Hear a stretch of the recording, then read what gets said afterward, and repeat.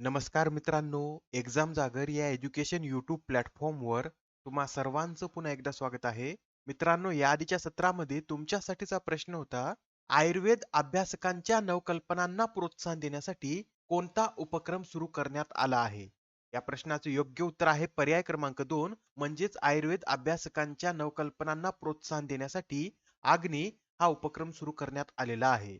येथे आग्नीचं फुल फॉर्म काय आहे? तर आयुर्वेदा ज्ञान नैपुण्य इनिशिएटिव्ह असे या आग्नीचं फुल फॉर्म आहे. आजच्या सत्राचा पहिला प्रश्न पहा. प्रथमच आयोजित करण्यात येणाऱ्या खेलो इंडिया पॅरा गेम्स 2023 साठी शुभंकर म्हणून कोणत्या प्राण्याची निवड करण्यात आली आहे? अत्यंत महत्वाचा प्रश्न आहे, लक्षात ठेवा.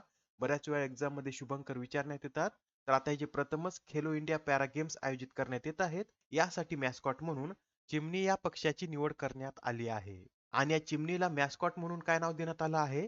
तर उज्ज्वला या नावाने ही चिमणी ओळखली जाईल. व हा जो मॅस्कॉट आहे याचं अनावरण केंद्रीय युवा व्यवहार आणि क्रीडा मंत्री अनुराग सिंह आणि इतर काही पॅरा खेळाडूंच्या हस्ते करण्यात आला आहे.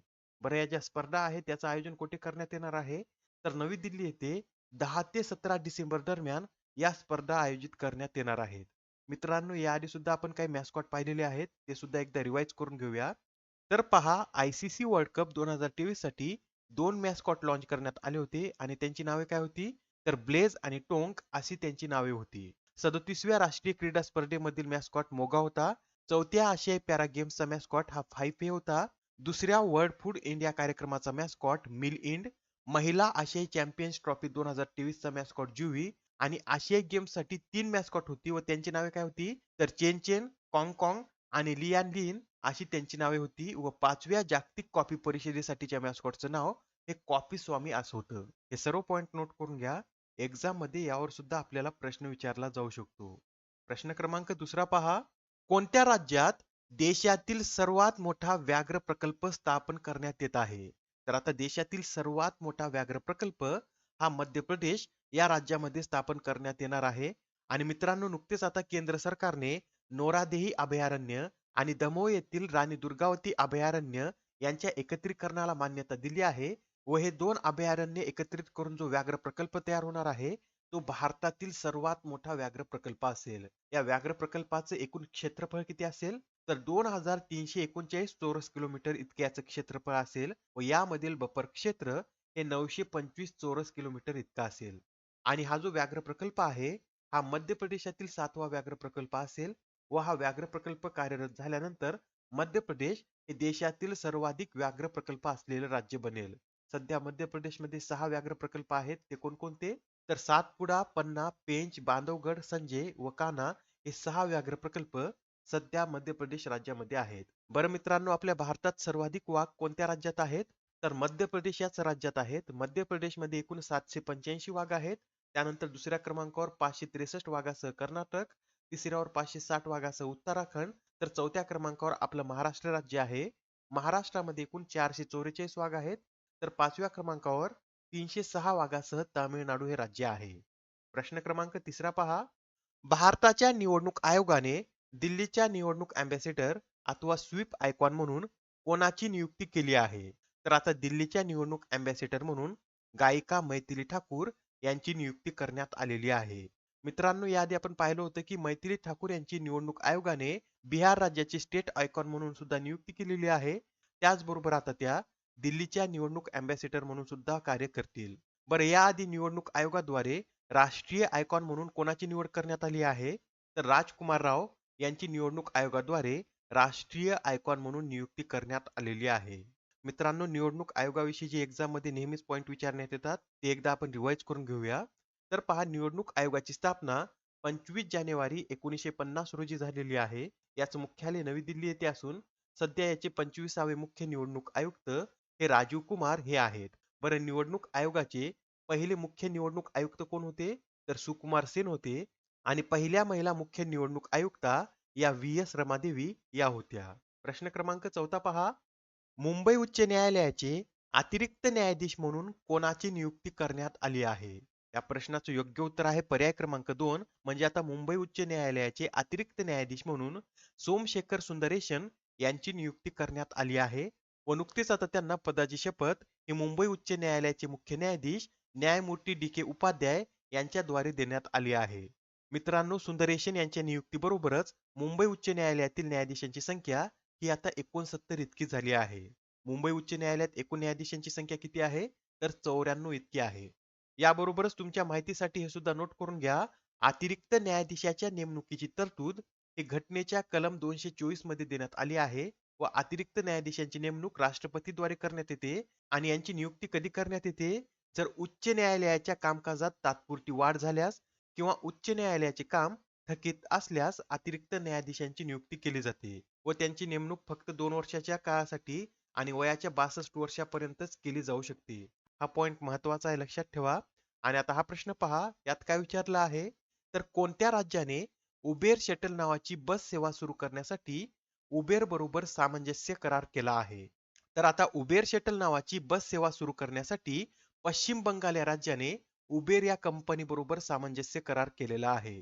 हा जो करार आहे हा कोलकातामध्ये आयोजित बंगाल ग्लोबल बिझनेस समिट मध्ये करण्यात आला असून या करारानुसार उबेर 2025 पर्यंत पश्चिम बंगाल राज्यात एकूण 10 दशलक्ष डॉलर गुंतवणूक करणार आहे.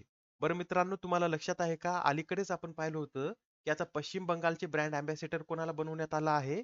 तर सौरव गांगुली यांना आता पश्चिम बंगालचं ब्रँड अँबॅसेडर बनवण्यात आलेलं आहे. पश्चिम बंगाल विषयी हे सुद्धा लक्षात ठेवा. पश्चिम बंगालची राजधानी कोलकाता आहे. राज्यपाल सी.व्ही. आनंद बोस तर मुख्यमंत्री या ममता बॅनर्जी आहेत. आणि पश्चिम बंगाल या राज्याला 3 देशांच्या सीमा संलग्न आहेत व ते देश कोणते? तर नेपाळ, भूटान आणि बांगलादेश या 3 देशांच्या सीमा या पश्चिम बंगालशी संलग्न आहेत. आणि पश्चिम बंगाल राज्यात एकूण किती नॅशनल पार्क आहेत? तर 6 नॅशनल पार्क आहेत. त्यांची नावे सुद्धा लक्षात ठेवा. यामध्ये Sundarban national park, Neora valley national park, Singalila national park, Buxa national park, Gorumara national park आणि जलदापारा नॅशनल पार्क हे पश्चिम बंगालमध्ये स्थित आहेत. नेक्स्ट क्वेश्चन पहा. OTT अवॉर्ड 2023 मध्ये best actor web original film पुरस्काराने कोणाला सन्मानित करण्यात आले? तर आता हा जो best actor web original film पुरस्कार आहे या पुरस्काराने मनोज वाजपेयी यांना सन्मानित करण्यात आला आहे. त्याचबरोबर यामधील महिला श्रेणीचा पुरस्कार हा आलिया भट्ट यांना देण्यात आला असून या OTT अवॉर्ड मध्ये सर्वोत्कृष्ट सिरीज साठीचा पुरस्कार स्कूपला देण्यात आला आहे. Best actor series male comedy साठीचा पुरस्कार Abhishek Banerjee, best actor series female comedy साठीचा पुरस्कार मानवी गगरू तर सर्वोत्कृष्ट लघुपटासाठीचा पुरस्कार जहानला देण्यात आला आहे. आणि हा जो OTT पुरस्कार महोत्सव आहे, या महोत्सवाची कितवी आवृत्ती आहे? तर 4थी आवृत्ती आहे. प्रश्न क्रमांक 7वा पहा.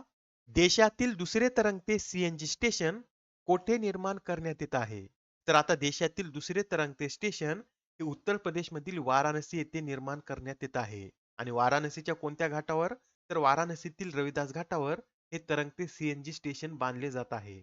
मित्रांनो, देशातील पहिले तरंगते CNG स्टेशन सुद्धा वाराणसीमध्ये स्थापन करण्यात आला आहे व हे स्टेशन वाराणसीमधील नमो घाटावर बांधण्यात आला आहे. बरं, आता हे जे दुसरं CNG स्टेशन आहे याची निर्मिती कोणाद्वारे करण्यात येत आहे? तर या CNG स्टेशनची निर्मिती ही gas authority of India limited द्वारे करण्यात येत आहे. प्रश्न क्रमांक 8वा पहा. खालीलपैकी कोणत्या कंपनीने 6xi हा AI चॅटबॉट लॉन्च केला आहे? तर आता जो 6xi चॅटबॉट आहे हा इंडिगो या कंपनीद्वारे लॉन्च केला असून हा चॅटबॉट 10 विविध भाषांमध्ये प्रवाशांना प्रश्नांची उत्तरे देण्यास सक्षम असून याद्वारे तिकीट बुकिंग सुद्धा केलं जाऊ शकतं. आणि अशा प्रकारची सुविधा देणारी ही देशातील पहिली सिस्टीम आहे. आजच्या सत्रामधील शेवटचा प्रश्न पहा. कोणत्या राज्याद्वारे मिशन दक्ष हा कार्यक्रम सुरू करण्यात येणार आहे? कोणता कार्यक्रम आहे? तर मिशन दक्ष असे या कार्यक्रमाचं नाव असून हा कार्यक्रम बिहार राज्याद्वारे राबवण्यात येणार आहे. या कार्यक्रमाचा उद्देश काय आहे? तर वाचन आणि लेखनात कमकुवत असलेल्या 25 लाख शालेय मुलांचा शैक्षणिक स्तर सुधारणे हा या कार्यक्रमाचा उद्देश आहे. याबरोबरच अजून एक न्यूज नोट करून घ्या.